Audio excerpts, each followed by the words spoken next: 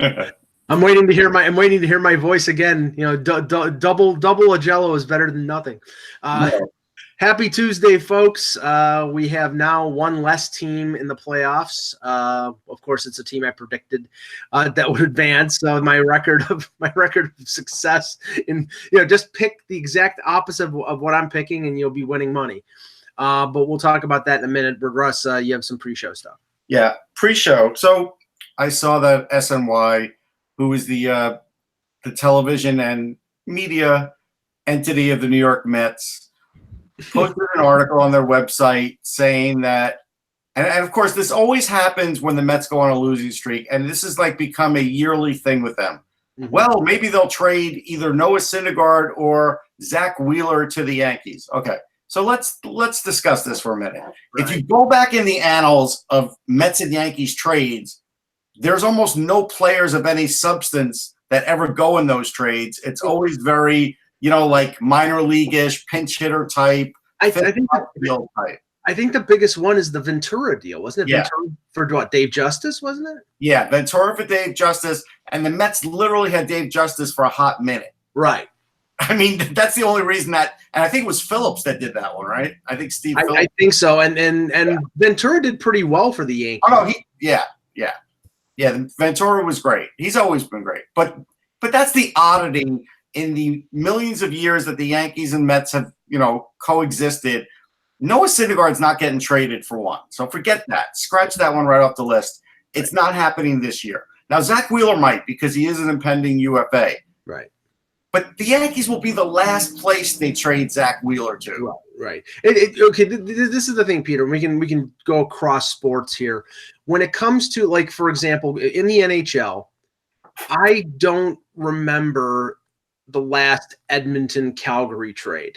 I think it was like Dean McCammond or somebody like that. Dean McCammond sounds right. No, it was maybe it was after, but I remember it wasn't McCammond. It was someone.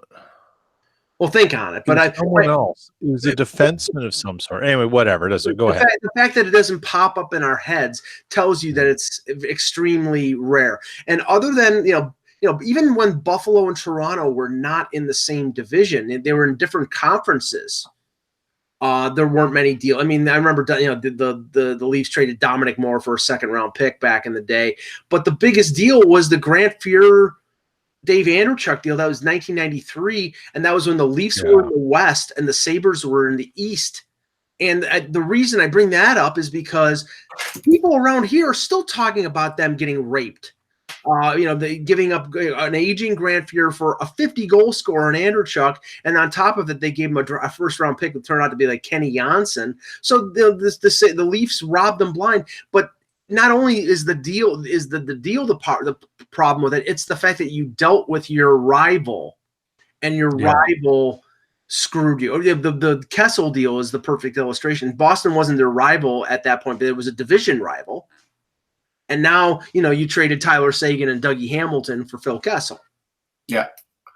These trades don't happen. And so I didn't even give them the respect of a click. I just said, not going to happen. Yeah. Move on.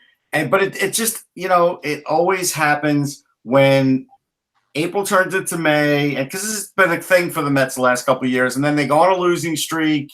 And then all of a sudden there goes, well, who – somebody thinks in the back room, who could the Yankees use? Well, I don't know. This year, a lot of people, even though they're winning, they're down a lot of players, right? Their ace right now is Domingo Germán. Yeah. Who's 5-1. He's pitching great. Yeah. No, what I'm surprised at, and then we'll get to hockey here, but what I'm surprised at is that with all these injuries, and not just the Yankees, there are other teams right now that have injuries to the pitching staff. Like Kluber getting a line drive hit off his pitching arm. Dallas Keuchel, nobody is contacted, or at least nobody has. No, they contacted, like they check in on him, but they haven't gotten close. And same with Kimbrel. And it is a little weird because these guys can pitch. It's not like they can't pitch. Now, Keuchel, I will tell you, has lost a little velocity, but not that much where you would say, oh, I'm worried about him. Plus, he's a lefty, right? I mean, if he switches from if he goes to the National League, he's going to get players out. There's not a question in my mind. Right. But it's they don't want his term, and right now it's collusion. For these players that are out right now, it's a form of collusion. Yeah. We are joined by Eklund, and we're just in time because we're just finishing the pre-show, and it was baseball, so you have no interest in that. Oh, wow. I'm so glad I wasn't here. And for those of you watching, I sincerely apologize for everything that's been said. That's just You don't even know I'm what not a we said. baseball fan, but I understand that there's a passion for the sport. I do too. Listen, I grew up playing baseball. I was an Atlantic Little League All-Star for 4 years. I grew up knowing every Phillies player in the Mike Schmidt, Larry Boa era. Okay. I like Trio. what? Manny Trio. Manny Absolutely. Trio. Absolutely. I my heart was broken many a times back then, when they could never get anywhere. That team was too good. When Tim McCarver, Steve Carlton, I remember all this stuff, but I just don't, I just have lost touch with baseball. You're giving Russ nightmares because at that time it was the Pete Falcone, John Stearns New York Mets era.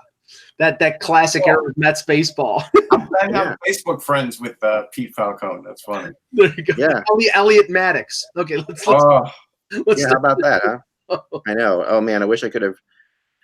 Lenny Brandon in the chat room is saying something that I've known forever and haven't been able to talk about. We'll talk about it. Here we go. All right, ready? Yeah. Dun-dun-dun-dun-dun. Hello, Hockey World. It is Tuesday, May 7th, 2019. I'm Michael Agello in rainy Buffalo, and I'm getting sick and friggin' tired of it. I'm Peter Tessie in balmy Winnipeg, who can't find a place to get his bloody winter tires off. I'm Russ Cohen, and I never buy winter tires. Don't need them, and it's about 75 degrees here and sunny. And I am Eklund, and you're watching the HockeyBuzzcast on HockeyBuzz.com. This is the podcast that comes every Monday through Friday at this time to fill you in the comings and goings. And since I never go outside, I don't know what the weather is. I just live here. This is where it is. I dwell within this space all the time. Real quick, yeah. So, like I said, Brandon, in there is I mentioned this to you guys a long time ago. Couldn't talk about it at the time, but that I've heard forever now that JD John Davidson from the Columbus Blue Jackets, formerly of the St. Louis Blues, originally a goaltender of the New York Rangers, And the Blues, yeah. Right, of the Blues, and is going to, as I've heard, is going to become the next president of the New York Rangers, and I've heard that off the record for a while. Yeah, and I think that JD is interesting on so many levels, some of which I don't even want to get into, but he is just he definitely brings. If the opportunity is available for him, he will do this. He will go to New York and do this, take this job. Well, he's always wanted this job. Oh yeah, this is his dream job, And my funniest memory of JD, though, I have to share real quickly, was when I was first doing the Eklund thing, and I was still trying to stay, so no one saw my face and stuff like that, and having fun with it. I got asked to come to Nashville by Pete Weber, who thought it would be fun if I would come do an interview in like a goalie mask or something like that, and have a good time with it and all that stuff. And I was like, sure, I'll do that, fine. And it was quite a fun thing. I put on a suit, I wore my like Pelle Lindbergh style goalie mask, did an interview on TV, and I had already gotten a little bit of notoriety at that point. People knew who I was at least, and it was in at that time whatever the Predators arena is now. It was whatever it was called then, and it was like the Summit Center or somewhere, whatever it was, and. At the time, so the way that stadium is set up is a little different. They don't really have like a press box, normal press box type thing. They have at the top of where the fans sit is the press box. You just keep walking up, and and that's where also the radio and television booths are just literally there. So you can't get away from them. They're not like a lot of these new places will have like rooms like in the press area, like individual rooms for them. So it's like literally me standing there. Pete Weber interviewing me. We're basically in the crowd, and next to me, like 5 feet to my right, is JD John Davidson, who's doing, I think, the Rangers, or I forget what. Maybe it was St. Louis. He was doing color for somebody. Rangers. I guess it was the Rangers. Definitely the Rangers, because that's right, Yager. That was my one time seeing Yager play with the Rangers. So anyway, so he's next to me, and he just is staring me down the entire time with the most evil-eyed look as I'm trying to do this funny, silly, goofy thing. and ever since then, I don't know. I've tried to be friendly with him, but we've never gotten along. So and it was the funniest thing. I think he just thinks that I'm just Well, maybe he thinks you were trying to invade the goalie union or something, So it's He funny. is a serious guy. He is. Yeah, he is, and he is a very interesting guy. You know what? He has a pretty interesting reputation in Canada. Yeah. And he was the one who, if for anyone out there remembers this, he was the one who was the only guy, also because he's very close friends with them, or got to be, who was saying Gretzky's career is coming to an end this year. Yeah. And he was the one who sort of was in on that really early.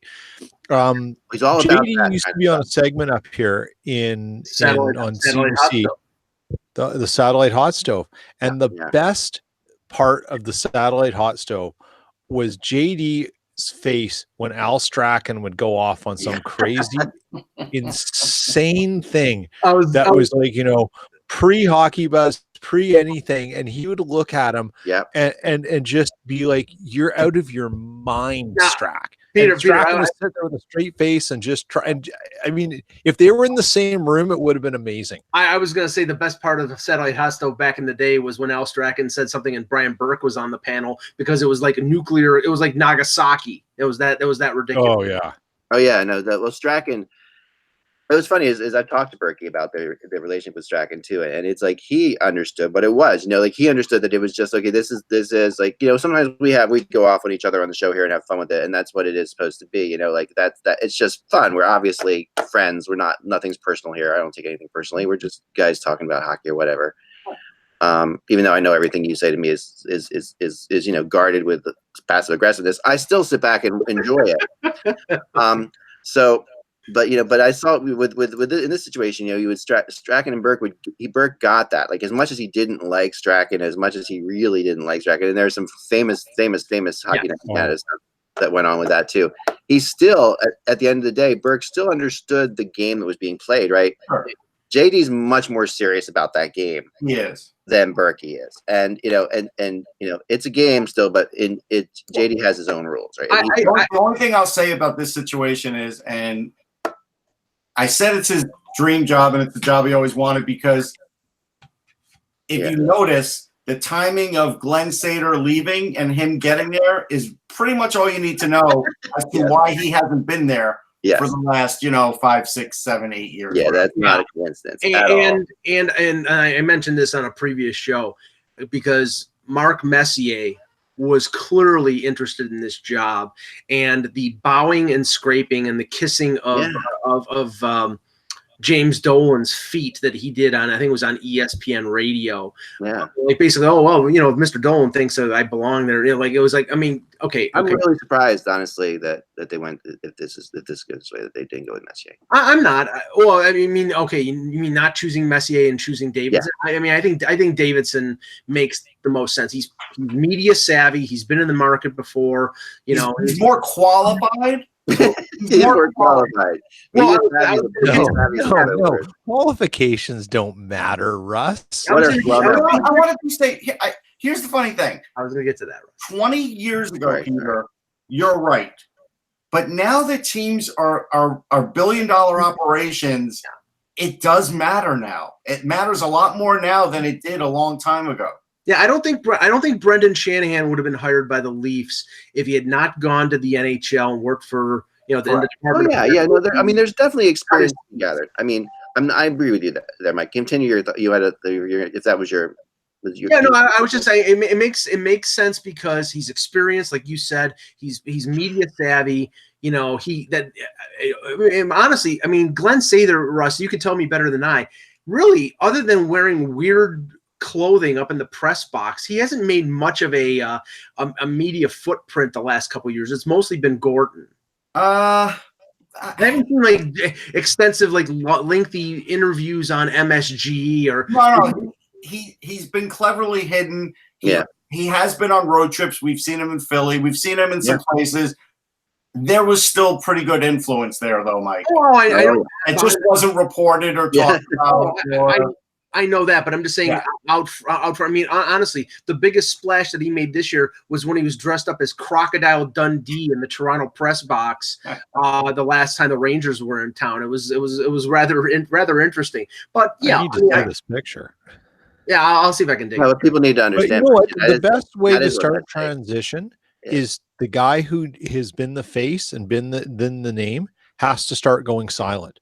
And you've got to start that just removing yourself from things. Right. Sometimes it's a real cold turkey thing. Other things it's a gradual one. And you just said it, Mike, like he sort of disappeared without really disappearing. And now we're talking about it because it's over. Yeah. And now the question is, as we sort of transition to another one of the subjects from today was, will Bob Nicholson disappear now that Kenny Holland is front and center as president of hockey operations and GM? I don't think he will. I think he'll sort of be the power broker behind things. Yeah, you know what's interesting about this? So let me get into Holland thing. I do want to make sure we talk about Brad Marchand's thing too, because there's some interesting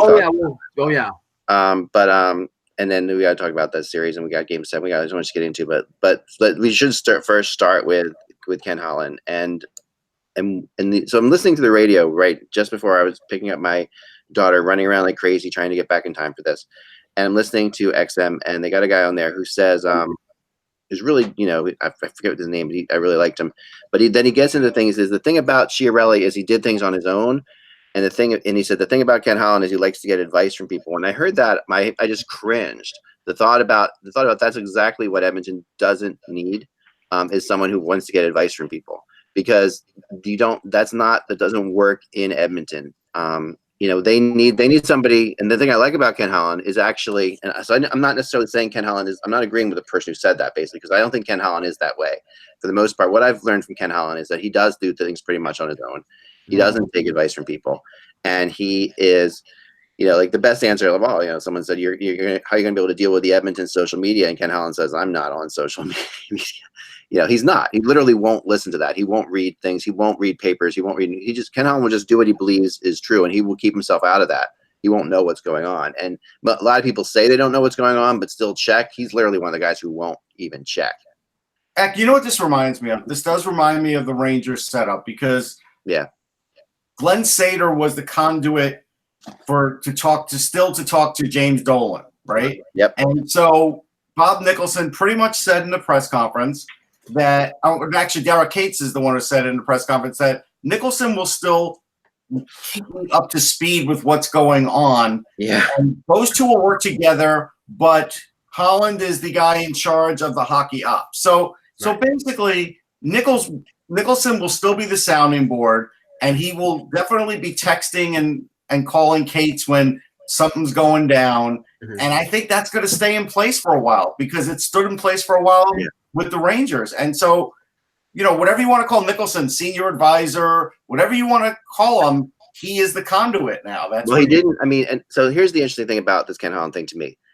You guys know I was reporting, very, very strongly reporting, as strong as virtually giving it an E5, which is, for me, very rarely, usually that means it's a done deal, or being told me it's a done deal, that this wasn't going to happen, that Mark Hunter was going to get this job. And well, it turned back when the Kelly McCrimmon thing went sour. Well, no, I don't actually. Well, this is what I know. At least that's what a lot of people were reporting.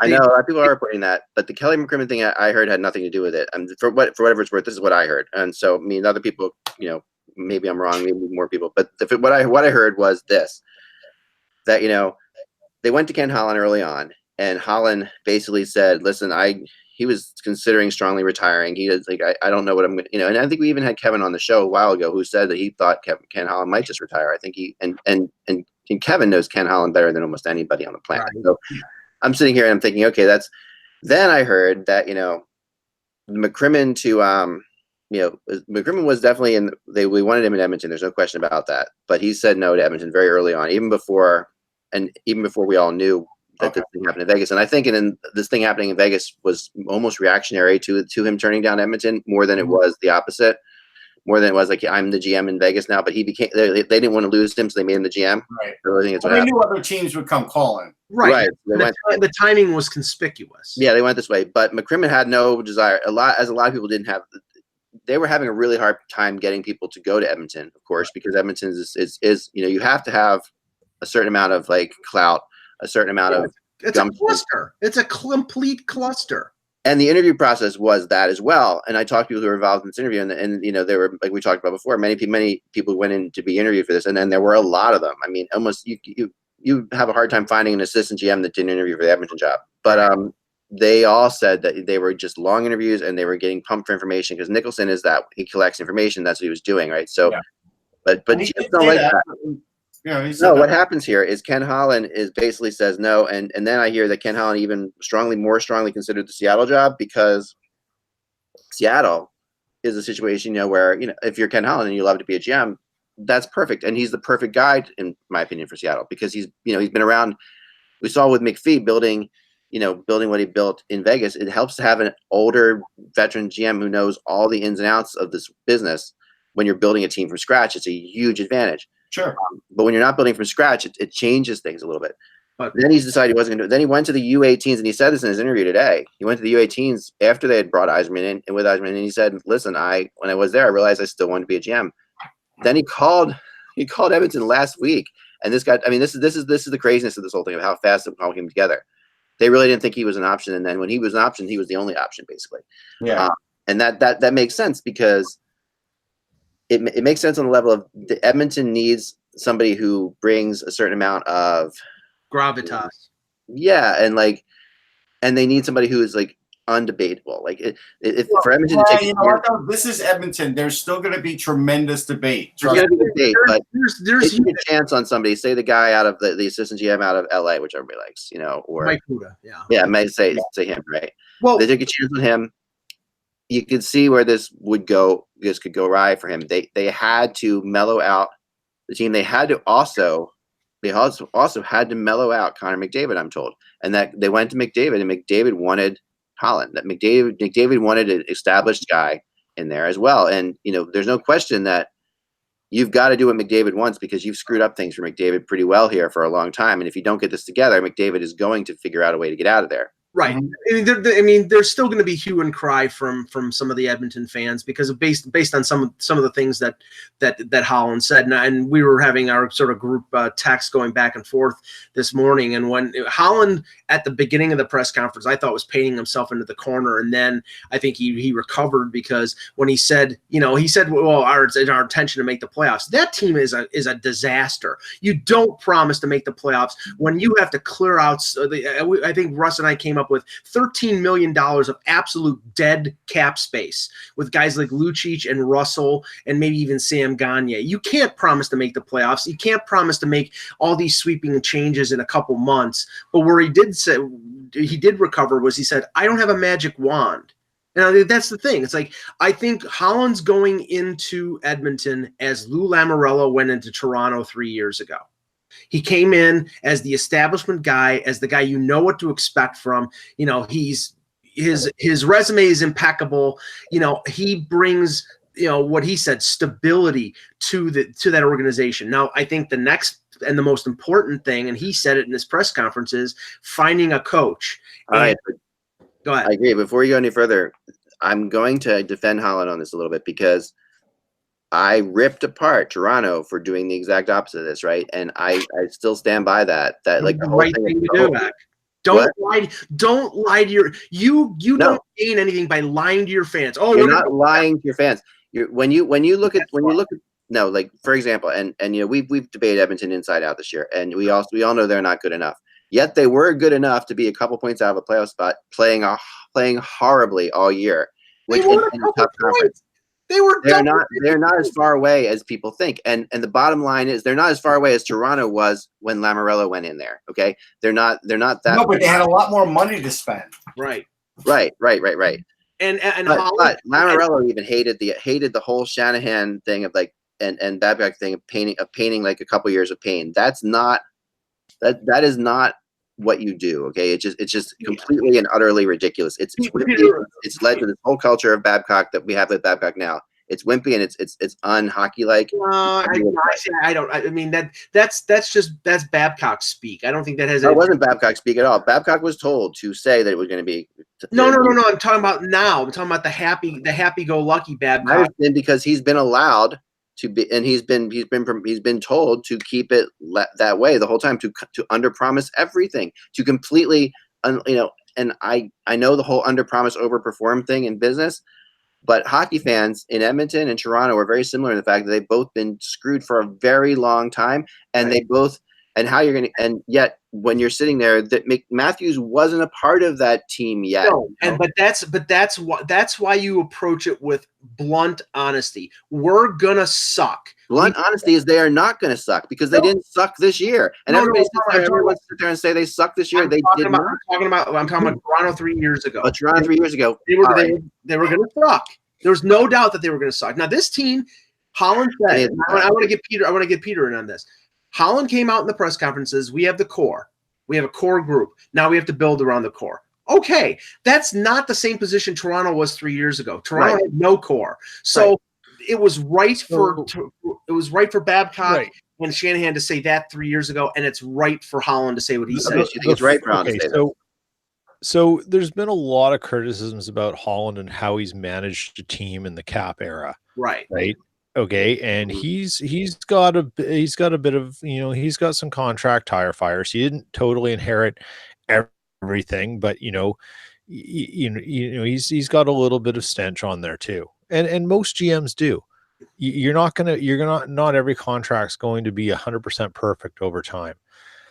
The thing that I think has to be brought in again with Holland is where he was before he was GM of the Wings and what he did beforehand. He has a scouting background. Mm-hmm. This is something that the Oilers don't just need. They need it in ways that they don't even know how badly they need it. Yeah. Look at their draft record after the second round. Go back, just go pull up HockeyDB and look at the Oilers and look at anything. It's atrocious. Yeah, he needs to wipe it clean. He needs to start finding people who he trusts, he knows, and can work on his views and what he knows from his experience. That's the first thing he's got to do, because that's the easiest. It doesn't affect the salary cap. It affects your operations. That's where you start. Because if you're going to build around this core, you've got to, time is not your friend. It's your enemy right now. So you're going to have, while you're buying time, you're going to have to do something on the other side of it that isn't cap related. Right. That's his first thing. I think, Russ, I may be getting his name wrong. The guy who was widely held as being the man responsible for drafting all the Swedes with the Red Wings. I think his name is Håkan Andersson. I'm not sure. Yeah, Daryl Kate should write a check for $2 million to get Håkan Andersson. It's a different era now. It is a different era, but I'm saying that it's not him, then the modern era. A lot of teams get those guys now. Where back then they were one of the only ones willing to take a chance. Them, the Rangers, a few teams. But he needs to gut that scouting. There's actually more good scouts, and you're right, it's been anybody right now, but I've heard there's more good scouts out of work right now that he can go for that Holland can put together. They won't go for just out of work guys. He's gonna take some guys from Detroit. It's going to happen. Yeah, I know he's gonna take some people from Detroit, but he might just like Yzerman's gonna take guys from Tampa Bay, which is right. I'll be surprised how many people he takes from Detroit though, because that's a little bit different of a situation. His relationship with Detroit has been 22 years. He feels so indebted. They kept with him through so many different situations. It doesn't matter. All he has to do is offer. He is not going to leave players there just because of his previous relations. Or not players. Guys who do the job for him just because of the previous relationship. Well, if he's giving them a raise giving them. That's going to be the whole thing. Yeah, he's giving them a better position. He's not going to just coach directly. No, it won't be a lateral. It won't be. And Yzerman's doing the same thing. He's going to bring guys in from Tampa, so it'll be a natural change over there. But I will a couple things. So with Holland, when he did talk about the first year of the cap, when they were able to piece together a team. Teams were dumping players then because they had no cap space and didn't know what to do. Right. It's a different era now, so I don't count that. He can count it. I'm not going to count that. But the other thing is, when you have the owner, when you have Kate saying, well, we're looking to next year and the future, you can't do both. It's proven in this league that you can't do both. And that doesn't mean Edmonton can't play. Hold on. That doesn't mean Edmonton can't play next year and come up 6 points short instead of 10. But that's exactly what's going to happen because, again, when you're 10 points out, you might as well be 30 points out in the old system. 10 points out, it's really – No, you're right about that. It's really a joke when you look at it. You're not that close because you're closer to the bottom than you were the playoffs. Other than having no depth in goaltending, 2 boat anchors salary-wise on defense, and no depth at forward, they're in good shape for next year. Right. So you have to. Here's what Mike and I came up with, and I think these are things that are going to happen. I think they will look to make a trade at the draft, whether they trade down or trade the pick or trade next year's pick. They're going to have to do something like that with currency. Maybe if they trade down, they'll get a player, a cheaper player that they can put on the roster that has some talent. They're going to have to bury some contracts, buy out guys, and also maybe call someone like Arizona, and that may be where like next year's first goes, and they give a player in return and a guy that they can afford. They're going to have to do things like that to piecemeal this team for next year. And just because Lou Lamoriello did it last year doesn't mean Edmonton's going to do it because it's a different dynamic there. Like the Islanders were literally a pretty clean slate once Tavares was gone. Yeah. This team has such a hangover from what was there before that just Ken Holland being there doesn't cure everything. No, it doesn't cure everything, but it gives them the ability to finally have a guy who can come in and say, you guys made a mistake. I'm fixing this. Like they brought people in before, haven't been able to say, you made a mistake. I'm fixing this. They haven't, the Lucic thing, he's got to say, we got to get rid of Lucic. We're going to trade Lucic and a second and a third round pick or something like that to get rid of him right now. We're going to do it. We're going to take the hit, but it'll be a first round. Not enough. Or whatever it's going to take. You got to buy him out. That's the first thing. You got to buy him out. Or you're buying out. Is there a limit on buyouts you can have? Well, the buyout with him doesn't help because of his age that much. You know, like the buyout with him is like I think you're allowed 2, and then I think they have 2 right now. Yeah, I'm not sure. Then I think they have to just send him down to the A and bury him. Right, they can though. They So the buyout history, they have Pouliot and Greba. Okay. Yeah, but they can't send him down because of no expire at the end of this year. I mean, I think don't know, Mike. 19 to end of next year, Greba expires, and Pouliot's on the books for I think they're limited. I think it's 3. It's 3. Okay, so they might have one more. Now, let me tell you about something you got to buy out Lucic. I think is very important. Let's say quickly, Go ahead. The question is whether you buy out Lucic. No, we figured it out. Lucic, it would spread over 8 years. He's got 4 years remaining. It was like $19 million in remaining salary. 2/3 of that amount, which is around 12 something or 13 million over 8 years. I think it's like $1.5 million a year. That's not a big amount, but 8 years. You might be better off buying out Chris Russell, who again, like I said, he's or Sakara because he's making 5. So he's got 24 million left on his cap. But only actually in cap hit, but only 7 million, 7.5 left in salary. And that goes to all the certain teams. That's not an untradeable contract. He's all bonuses, so that doesn't factor in the buy, or that factors in the buyout in terms of they're not going to save anything. They're not going to save much. No, the final cap is still, that's why he's not a good buyout one. Russell is a good one. Still 21 million.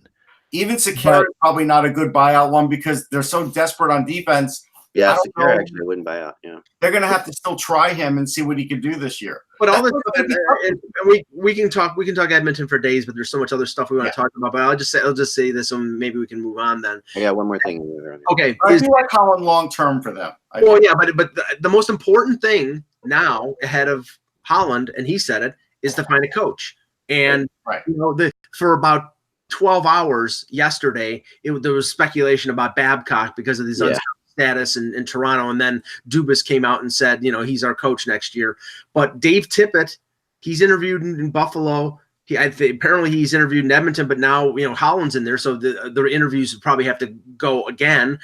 I don't know where they go for a coach. If ironically, the guy that you mentioned in connection to Mark Hunter, because it's part of the Babcock tree, is DJ Smith. He might still be on the radar for them. I think he is still on the radar, very much so. I've been told. because they were sold on, like, Hunter already had sold them on him, kind of, and that was the way it was going to go until Holland decided to come back into play. The one thing I wanted to add before we transition to the Flyers briefly, which I do want to do, is I know it's a fun day. Okay, but is that what something Russ said where you can't? It's been proven that you can't rebuild, and look to the future. Look to the future at the same time. And where I say that has been disproven, it has been disproven a lot, but this year has been mainly disproven by the Boston Bruins. I mean, who have exactly done that. They exactly rebuilt and look to the future to get back to where they are. I mean, this is a team that never, once, hasn't really suffered really through this whole process. Okay, how much of a core difference do you think there is between the Boston Bruins and the Edmonton Oilers? Yeah. All right, well, let's talk about the core on the Boston Bruins that has been there through the entire thing, that won the Stanley Cup. Pasternak, Marchand, no, not because he was drafted in 24. Right. Bergeron, Krejci, Marchand, Chara, and now okay. and so that's that core. Then you got Draisaitl, McDavid, Nurse, and okay. Nurse is no comparison to Chara. Where's the goalie? Where's the top defenseman? Because Nurse is their best. No, I'm not saying that they're in the same situation. All I'm saying is that it has proven that it can be done. I don't think it's proven. Boston had the advantage of having their core group in their prime, already winning a Stanley Cup as younger players in 2011. Marchand is one of the best players in the league, even though he's a rat. But Bergeron might be the best two-way forward in history.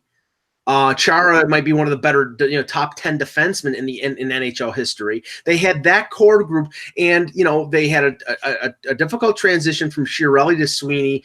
Sweeney blew a couple first-round picks, as we know, Russ, when we were at that draft a few years ago. But they drafted well, and they had that core group that kept them competitive while they rebuilt. I mean, going to Anaheim, could Anaheim do it? No, most teams can't do it. Most teams can't do it. I'm not saying, but it doesn't hurt to have the best player in the world as part of that core. I mean, it's like they are starting with Connor McDavid, and even if there's no one that can compare to Connor McDavid. He can't do it on his own. He's proven that. I mean, he's the best player in the world. Draisaitl might be one of the No, of course he can't do it on his own. And they suck. He can't do it on his own. Of course he can't. No, and that's obviously the case, and that's what's going on. There's no two ways about that. But let's move on to the. I think that. We missed. Let's move on to the Flyers. Let's move on to the Flyers because this is a really fascinating situation that's going on in Philadelphia. Yeah, we missed you yesterday. We really wanted to. I'm really sorry. I really tried yesterday. I really did. I know, but all right. So here's my thoughts on the whole thing. I am not a fan of. We jokingly. I know that one of the guys I've ripped on more than anybody else is Michel Therrien because I just think he's a bad human being. Okay. That's going to get me in a hell of a lot of trouble to say, but I'm not the only one who feels that way. Obviously, there's going to be a lot. So what they did, the Flyers, the Flyers example are the perfect example here of the cyclical thing in the NHL and the opposite wanting the grass is greener world, right? Like they went from, for whatever you thought of Hextall. Okay, it was a chance to put him on as GM. He had been an assistant GM before. He'd never been an actual GM before. He had, we knew Hextall as a crazy, guy, and so that was a shot in the dark. He did a good job, a great job. Some would say, not a great. I would say he did a good job. I didn't think it was great. He was great at parts, terrible at others. He brings on Hextall. That was another chance, another like unknown, never done what he did before, and he never coached in the NHL. Hextall never did a GM in the NHL. They went this way, and because that didn't work, they went as far hard as they could the other way. They went from full outside the box to full outside the box to full like they went totally archival. What they decided to do. I mean, and Fletcher is even part of that. He's even part. They went safe. Although, so I think Vigneault's going to be a good coach. I think that was actually that's a good signing. That's a good signing. What I don't understand is Vigneault turning to Therrien and Yeo. I mean, when Yeo is your most level-headed coach on your staff. Well, I mean, and we know he's been known to totally blow up, right? In situations too. You have three guys there, and two angry French Canadians there. and you have the whole situation is completely, utterly going to blow up. And the idea, and the fascinating thing about this is, as I was writing about this, as I was sitting and thinking about this, I thought to myself, the Flyers players brought this on themselves 100%. Like, this is 100% because the Flyers team is, anybody who follows them, you know, who roots for them or even watches them realizes that they have enough talent to be in the playoffs. You know, they are a good enough team to be in the playoffs. I believe, at least. Maybe you don't agree, but I think they're enough. But they're closer to Edmonton. But this year, what they've shown over and over again is that they fell behind in every first period of every game. You know, not working hard. They don't work hard until they're almost out of it. Like when they feel like they're about to be knocked out of the playoffs over the last 2 years. 2 years ago they made it. This year they almost made it but didn't make it. Well, the fact that that no one in that locker room, you know, and it has to be pinned on Claude Giroux. It does. That no one in that locker room was able to get that team motivated without serious life-threatening motivation in front of them is why that they ended up with guys who are going to throw serious life-threatening motivation at them all the time. This is the quick question I have, Russ. You know better than I. I know that Yo was Fletcher's coach in Minnesota, and he fired him too. And he fired him. I know that Fletcher was in Pittsburgh when Therrien was head coach of the Penguins. Yeah. Was there a connection between Vigneault and Therrien other than they were both ex-Hab coaches? Was Vigneault on his staff or Therrien on his staff? Because I don't think so. I don't believe so. I don't think they were ever together. I mean, there is something interesting about the fact that the Flyers went to have like a Pittsburgh head coach now and a Rangers head coach now. Yeah. That is fascinating because that's something that you wouldn't have seen. The ex-Hab part is where Therrien and Vigneault have something in common. But the point I was making was the connection between the assistant coaches is not to the head coach; it's to the general manager. And I'm a little surprised that Vigneault gave the thumbs up to guys who are more connected to the GM than to him. And that's a great point. Go ahead, Russ. Continue. Okay. So yes, so I'm not surprised. Look, LePerrier, we knew, was a dice roll whether he would go or stay. Whether he's going to be the PK coach or not, we don't know. Chances are he won't be, but we don't know. What happened here is the Flyers acted like a corporation, and they looked at the situation and said, let's bring in the most talent we could bring in because, you know, you could spend unlimited funds. We've talked about it in a front office, and there's no cap on that. Let's bring in the most talent that we can available. So now we call it the safest talent, Russ, and not necessarily the most talent. No, I know, but you get what I'm saying. Look at the landscape. Who else is out there that brings their pedigree? Right, but what I'm saying, Peter, is these are high-priced assistants. And not only the high-priced assistants. Remember the role of an assistant coach in an NHL team is to be the good guy who helps you transition to the head coach who is the mean guy. So like the assistant coaches are often like, this has been like for a long time, people thought Tocchet couldn't make that jump because Tocchet was a great assistant coach because he was great at, like, you know, Berube the same way. Both of them have now made that jump. But you know, if you're going to Chris Therrien to be the good guy, I mean, not Chris Therrien, sorry. If you're going to Michel Therrien to be the good guy, or if you're going to Mike Yeo to be the good guy, because it's like this is the opposite. Vigneault is the nicest actual. Welcome our assistant coach, Thanos. Yeah, right. Vigneault is actually the most reasonable of these three. And that's why it's a really weird dynamic to have the assistant coaches be the hard asses. Yeah, the other part of this is so they knew they could spend whatever they wanted to spend. They did. They've kept around some favorites like LePerrier, fine. So they've got this massive staff. Kim Dillabaugh stayed because he worked well with Carter Hart. So they were like, fine, you're still our goalie coach. Yeah. So none of this is going the way we expect it to go. None of it, right? Yeah. But with regime changes, but we'll just have to see how it plays out. They should have in a way. But you gotta, one thing you have to understand about AV is he's got a different approach when he's behind the bench. So when he was in Vancouver, there was a season ticket thing for the Moose when they were the Canucks farm team. So I went down to this thing, brought my kids, and we're skating on the ice with some players. And I was talking to Jason Jaffrey, who was like a lifelong minor leaguer for the Canucks and stuff. And I said, hey, you were up for a month with the Canucks. How'd that go? And he's like, oh, it's really good. I said, how was it? You know, you knew AV when he was a coach here. He goes, I was there for a month. I didn't say 2 words to him, and he didn't say anything to me. I said, well, what do you mean? And he goes, that's just not who he is. I'm dealing with the other coaches. He's dealing with things for the bench, the strategic tactical stuff, all the other stuff. It's the assistant coaches who run this thing. So if AV has been a part of this hiring, he's either agreed or understands from the top in Philadelphia that there needs to be a new way of doing things, and that there's maybe an accountability problem. Maybe there's a little bit too much lack of responsibility for players. And he's not going to be the guy who does that. He's going to bring in henchmen to do it. And he's going to be your great guy in the interview until he's pissed off. He's going to be, and that's how he operates. And this, I mean, if you put it in sort of a hierarchy of how we've seen coaching staffs evolve, that's like having Joe Quenneville hire Mike Keenan. Yes. Like, this is how weird it is, right? No, it is absolutely like that. And when I heard about it, I was like, I could not. You should have seen my text blow up, when Therrien's name. Oh, I'm sure. I mean, because players who I know who played for him, players who are involved in the Flyers organization who don't like him already. I mean, listen, I'm gonna say that Michel Therrien does actually get results. Like, at the end of the day, and I've always said this, like, even though I don't necessarily agree, his motto, his way of doing things is to make the team hate him. That is his MO, right? So his MO is to make you hate him. And that does work for a while, because what happens is players will hate him and they will band together and they will go.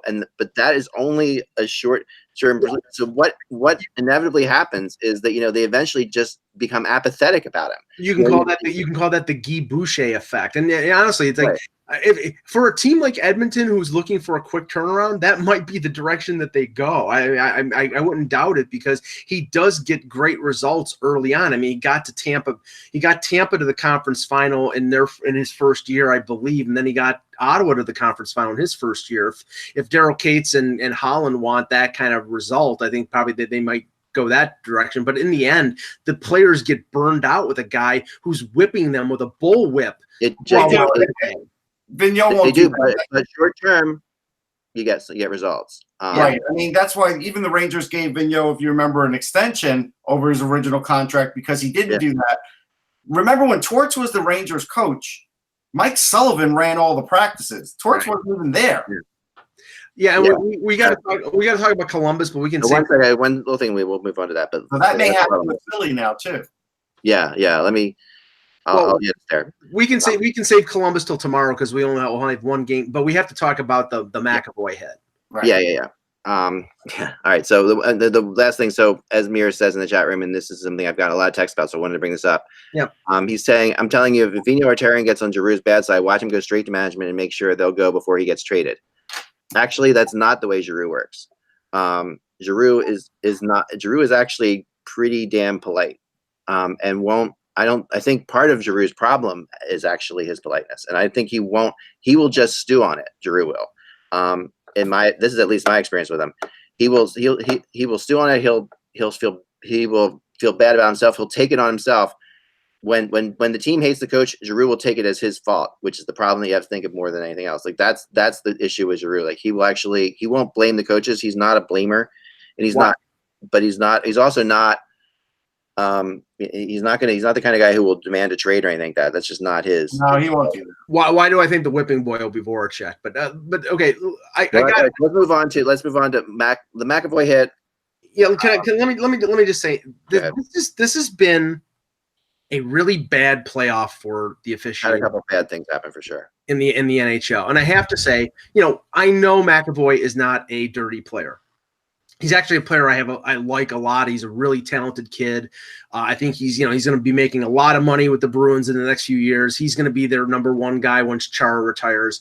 So I don't think there was the intent there to behead Josh Anderson with that hit. But the reality is, it was head contact. It was predatory, if you want to say. It should have been a 5 in a game. It's going to probably end up being a suspension. But what I have a problem with is the officiating. And Elliot Friedman said this on Hockey Night in Canada yesterday, and I think it's the truth. The referees got together after the hit. They chatted back and forth, and they decided on the 2-minute minor. And Friedman said, after the missed call on Cody Eakin in Game 7 of the Golden Knights and Sharks, these officials A, were opting on the side of caution, and B, afraid that if they made the wrong call, they would not get their going to the next round of the playoffs. Officials can't think that way. You make the right call. And the right call, everybody in that building, everybody watching on TV knew that was a suspendable hit. That was a 5 in a game. And they called it 2 minutes. It's utterly disgraceful. Right? So, when Backus got hit and there was no call, clearly that should have been a penalty. Sure. No question about it. And it wasn't, right? Now, recently, in the Sixers playoff game, Ben Simmons kicked somebody in the junk, and it wasn't called during the game. After the game, the league reviewed it and said, you did do that. We're giving you a flagrant foul, and he got charged a $20,000 fine because the NBA pays more. Right. So that's what should have happened with the Backus hit. Now, with the McAvoy one, he did it right in front of the refs. Like he did. Like everybody could see what he did. Everybody could see what the intent was. It doesn't matter that he doesn't have a history. What matters is he's a competitive guy, and that's what happened. So he's going to get a 1 to 2 game suspension. More should have been done during that game for him to pay the price then. I agree with that. That's where they got that wrong. Peter, it was a 1-0 game at that point, and I think the official says if we call 5 in a game, this is going to swing. This potentially could swing the series, and we can't do that. So let's be conservative and he'll get punished by the Department of Player Safety, but let's not affect this game too much. I'm sorry, when a guy gets knocked out or knocked down and struggles off the ice. Now he came back for the third period, and I think he came back because it was do or die for them. But come on, there was no doubt the contact was his jaw. It was his jaw. The NHL would rather spend 5 minutes using iPads to see if a skate was in the air over the blue line than it would to ensure player safety. That is all you need to know. Period. The end. Oh, and there is no counterpoint to that. They would rather have the energy and effort to worry about offsides than they would about player safety and enforcing a standard so that the officials have the ability to make an accurate call. Period. The end. That's what they've prioritized. It's come from the GMs. It's come from the board of governors. It's come from every level of ownership. There is no appetite to change. That's all it is. There's no more discussion here. Well, you know what? That's what they see as valuable. There is one thing, and Mike, I don't know where he got this from, but there is no 5-minute match penalty for a hit to the head. Yeah. And Ron McLean on Hockey Night in Canada said, because he's a former official, he said there is a 2-minute minor for checking to the head. There is a match penalty, which is 5 in a game. There is no 5-minute major for checking to the head. And there should be. After last year, with all the focus going into this year with headshots, somebody should have thought of changing that. That's a big component that's missing. So there should be a level of stratification when it comes to the hitting to the head. I mean, that's as big of a foul right now in the NHL as there is. They should have that 5-minute major. They should also, I think, and this won't be addressed until the next CBA. There should be increased. I think the maximum fine is $5,000. There should be an increased level of fines, and I don't know if it should be based on what the player makes percentage wise, but then you open it up to the possibility of a guy being on a league minimum contract, going out there and trying to behead people. So a 5-minute major in the future, it has to be. Yeah, it's got to be. I agree with you. It's it is one of those things that you couldn't help but feel that if the San Jose game and that whole situation never happens, that we see a 5-minute penalty last night. Right, and I'll preface this by saying it doesn't make it right, but I'm just saying that's no. I think you're right, but I'll preface this by saying a player is responsible for his actions. Nazem Kadri was responsible for doing what he did to Jake DeBrusk and being suspended. He was stupid. He got suspended. He deserved it. But Are you telling me that DeBrusque going knee on knee with him at the end of the second period in that series didn't set Kadri on the road of saying, I'm going to get back at this guy? That was clearly a penalty. And they but the fact that set him out on the road is all the NHL needed to right, but it would have been nipped in the bud had they called that penalty. I don't know. Really stop Kadri from retaliating. I think it would have diffused it a bit. I really do. Maybe a bit, but still, he's an idiot. But it still would have diffused it. Still has a chance. I think he still gets a shot in. I don't think he's. The point, like, it's just a pendulum that swings. All of a sudden, there's too many penalties. People don't want to watch special teams. Let the game have some flow. Yada yada yada. Then it's like, well, you got to call penalties because now it's just turning into a gong show and players are running players. Like, make up your mind what you want. And you know what? It's going to take 2 to 3 years to get it through through their heads and their game to change. These guys are programmed. That was an automatic thing for McAvoy to do last night. Maybe he wasn't trying to hit the head, but he was trying to drill the snot out of him onto the glass. Right. That's obvious. So if that's the case, it's going to take a long time to deprogram these habitual things that these guys do automatically. It's going to take 2 or 3 years. So yeah, you're going to have 2 to 3 years of a lot of power plays and penalty kills. And I don't know a problem with that, because I want to see the best hockey players playing hockey, not worrying about that they're going to get drilled because you can't run an enforcer. You've got an instigator rule. You've tried to put all these things in place to protect players, and the game's more dangerous than it's ever been. Right. And people don't realize that Josh Anderson was one of the best players in the series. Like, he really was. And that, he was a bull in a china shop. He's like one of the only guys on Columbus who would hit Chara. Not just hit Chara, but he was going around Krug time and time again. Like, Krug was standing still. Like, he's a serious. He reminds me of, at his best, like Chris Gratton. Like when Chris Gratton was at his best, they have the same kind of like. For like 2 years, Chris Gratton was at his best. Yeah, and but remember when Chris Gratton was really good? He was really good. Contract, he wasn't though. Chris Gratton was at his best when he played Eric Lindros, and everybody said, "God, he's big. We got to." He's got that ability to be that power forward who goes to the net and make really strong plays. He's got really good hands. I mean, and for his size, I mean, Josh Anderson, he's going to be a contract that. Well, they have plenty of cap for him. Has a really big house. Yeah, we'll talk about that tomorrow. They've got plenty. I want one more thing I want to get into, and that is the Marchand interview, real quickly. With Kyle Bukauskas. Yes, after the game.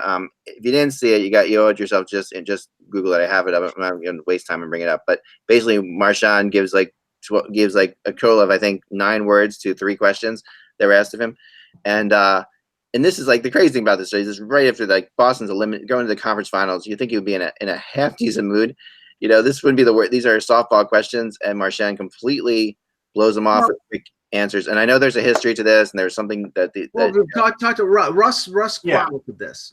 Yeah. So there is a video, and if you watch the pregame skate, he asks. Yeah. There's an easy question. He asks the easy question. Then he asks, are you sharpening your skates? Again, getting into the dirty stuff to chop somebody's stick off. And Marchand just went away. Like, it was after 2 questions, I think. Right. And here's the problem with that. I use the example, you would never see Hockey Night in Canada if they were to interview like Dave Tiger Williams, asking him when the next slew foot's coming. Who you gonna slew foot tonight, Dave? Yeah. Like, they're not doing that. I think it was a dumb question. It's a really dumb thing to do on live television, and I don't blame Marchand. Now, Marchand decided to carry it a step further and still hold the grudge after the game. I can't blame him for that. Like, this was just a bad look. No, and the thing is, I'm not going to blame him for it. I didn't even understand the sharpening the skate reference. Like, I thought it meant like, did he have it was so weird. Like, it was a weird thing to ask. It is a weird thing. I don't think it was offensive, but I don't have a problem with Marchand's action. Something that he does that's dirty on the ice, whether he it was a very snarky, trollish question from a guy. A younger guy too, like a younger guy. And I know. I mean, I know him not really well, but he, I would seriously doubt that he didn't at least get some direction from people at Sportsnet to maybe ask that question to sort of get a response, or if they're thinking he would get a humorous response out of them. Whereas, Marchand, you got to remember, this is a guy who's on social media. He's snarking the Leafs and Mitch Marner about being 100-point guy. He has a sense of humor. He has that. And this is right before the game, Mike. This is like, I know, but they probably thought that they would get a humorous response, and instead he got the cold rat. You got to realize the game face, though. The game face is on, Right. But what I loved about this question, that's all. Here's what I loved about this. There's two things I loved about it. One, I think the media needs to get called out on this more often, because honestly, these players, we cannot pretend. I'm just so sick of this concept that they are supposed to talk to us all the time, that they have to talk to us, that they have to be pleasant. I know that's part of their job. And I know that that's part of their thing, but you have to make it worth their while too. Like, you have a responsibility. Yeah. Like, I don't go into the locker room very often, as Rush, you'll know. I don't go down there very often. The reason I don't go down there very often is because I don't think anything interesting is. I'm not in a situation where I have to take tapes back or anything like that. I don't think I'm going to find out anything interesting. When I do go down there, it's with a very specific question in mind for a very specific player. Right. But I'd rather, I figure the other people that are in the locker room have those, and they have different kinds of articles they have to write. So I let them do their thing, not get in the way. But I also hate when the media complains about a guy as if they owe it to us to be all entertaining and everything. Right. They don't. They're not. It's not their job. Their job, we owe it to them to sort of. You have to know the room you're playing with here. You have to know the person you're talking to. You have to understand what they are. They are just a hockey player. That's why they're great, not for being orators. Well, and they're not incredible for that. And what we end up having, what was great about this, honestly, is this. You actually saw, I will take this any day of the week over Mike Babcock's interviews, because this. Okay, but you know what the problem was too? Post game, he goes back up to Marchand. Marchand's giving him just one-word answers, right? Yeah. And says to whoever's back in the studio, "Oh, this is what we're getting." Whatever the guy's name is. That's your fault. Right. And yourself the story, and you cannot do that. And this is the thing. Boston, and I may be wrong, but Boston Bruins PR will never make Brad Marchand available, at least for the rest of the playoffs. Will not make them available to Hockey Night in Canada or Sportsnet. Probably, which will kill people who are actually good reporters who are trying to get friends of ours Ty up in Boston who has a good. No. And I'm talking about the beat reporters. I'm talking about. No, it could very easily spill over to the beat reporters. Marchand might be forget about it. I'm not talking at all for the rest of the playoffs. I have to say this, and I give the Bruins credit here. They made McAvoy available after the game. They could have very easily done what the Leafs did with Kadri and say, well, he's not going to talk to the media because he's only going to get himself in more trouble, or other players in similar situations. They made McAvoy available after the game. So I think that, this is a one-off. This is Marchand. This is Hockey Night in Canada. They know what they, I'm not saying it's retribution. I'm just saying they know that they've done that. I think they'll make him available to NBC probably, but not to Hockey Night in Canada. All right. Now notice this. The interesting thing about this picture. This is the picture of the interview. Okay, for a second, I'll try to make it as this. We can all see it relatively well. Hopefully it's big enough. But if you look and see, of course, Marchand is doing what everybody does. He is wearing the Hockey Night in Canada. Right. Towel, yeah. Which they give you at the Hockey Night in Canada towel.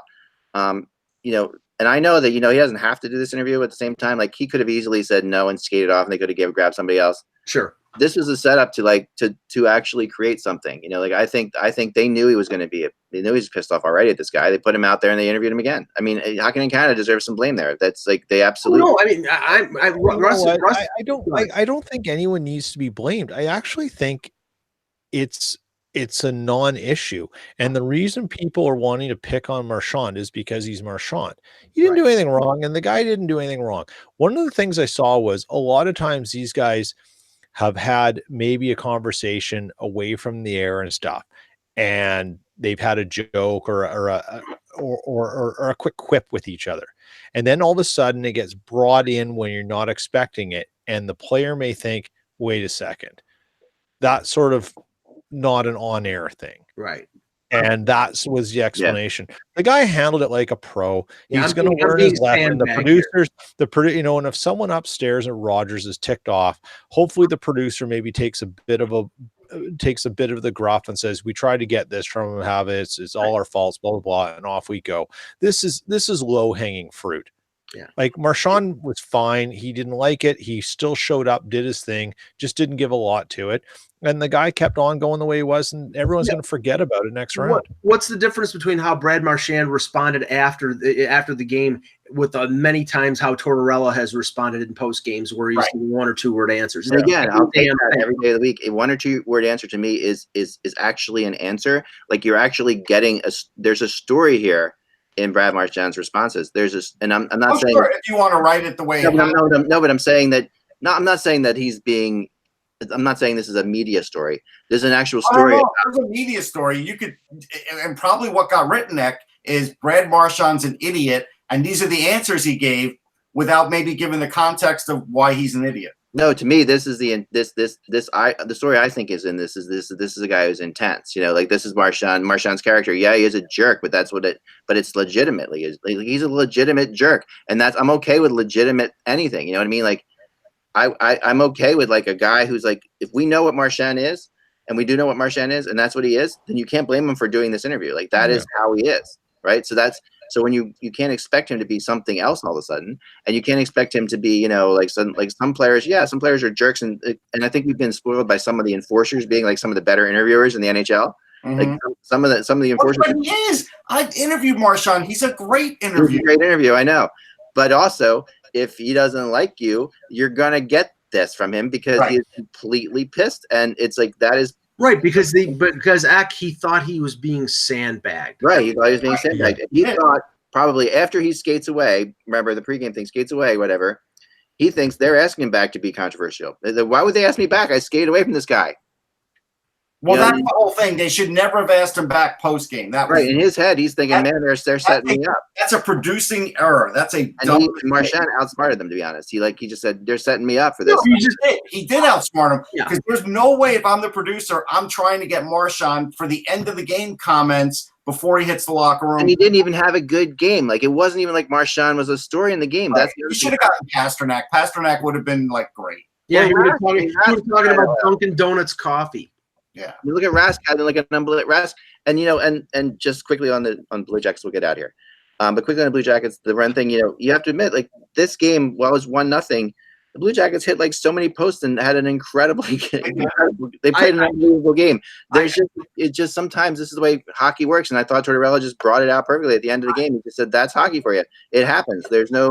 The Islanders have been swept. The Islanders were had games where they outplayed the Hurricanes too, but they just lost them. I can't do my point of view on the Blue Jackets justice in a few minutes. So I'll hold. All right, I'll hold my fire. Other than I'm sure it was all positive, Mike. Other than the fact that Sergei Chokbrovsky showed up in Game 6. No. Yeah, he made some great saves early on, but that goal that made it 2-0 was an absolute killer. Okay, but what about the 2-0 that he stopped? Yeah, like right before that. 2-0 that Joachim Nordstrom almost. Not even. How about the fact that they're not even playing in May? If not for him, I mean, the whole thing is just completely to me. That's what I mean. We can't get into this because we won't get into this. But if I were Buzz Aldrin, let the hate flow through you, Mike. We have to briefly talk about tonight's game because this actually someone says they're rooting for the Stars because the Rangers get a first rounder if the Stars win tonight. That's true. That's a big deal. But what do we think happens tonight? I mean, this is like to me, it's unbelievably close. I have no friggin' idea what happens tonight. Like I can't. I picked St. Louis in the series. I'm sticking with it. I think the Bishop injury makes Bishop a little weaker, although they say he's fine. I mean, Dallas has had a great series. But I think St. Louis is going to win. So I'm going with St. Louis. Jaden Schwartz with the hero. Bennington with a very solid game. What do you think? Bishop stones them and gets a shutout for the win. Man, I am going to St. Louis, but I really this is like the Boston Columbus thing where I end up picking Boston. I know I'm going to pick Dallas before the actual game, so I don't know. Right now, I'm saying St. Louis for sure because that's who I really think. I really take a pick. I'm going to say St. Louis. That's my pick. No, and say St. Louis. Not you're going to say St. Louis. St. Louis. I'm going with the Dallas Blues. That's what I'm going to go with. All right. Remember, without the buzz, it's just hockey. We will talk to you tomorrow. Enjoy the game.